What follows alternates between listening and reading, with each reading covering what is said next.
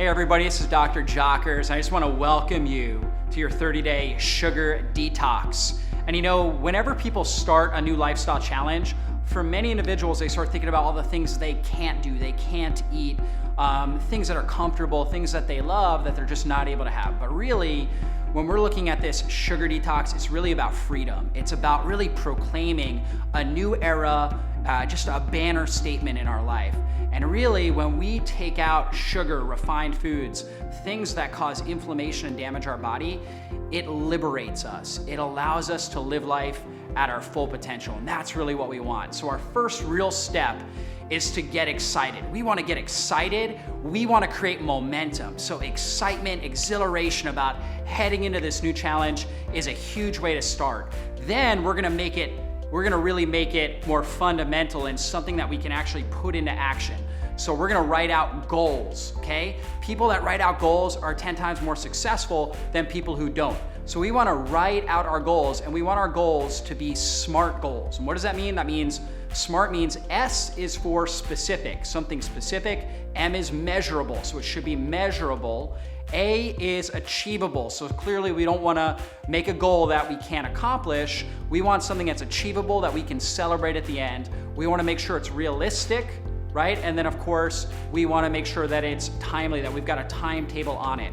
So a good example of a goal would be something like, I wanna exercise 3 times a week for 30 minutes every week during this challenge.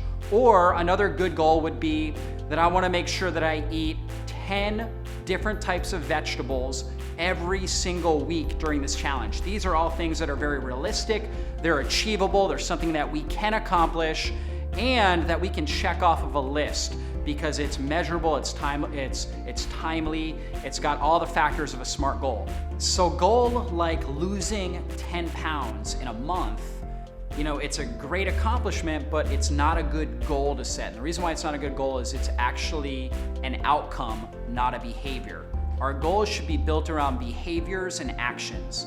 So a behavior would be, I'm gonna exercise 3 times a week for 30 minutes each time. A behavior or action step would be, I'm gonna eat 10 vegetables, right? 10 different types of vegetables in a week. A behavior might be something like, I am going to not eat any processed foods for the 30-day challenge. That's a behavior. That's something that we can actually measure and that we can actually be successful with because it's something we can control, whereas losing 10 pounds is not necessarily something we can control. That is an outcome.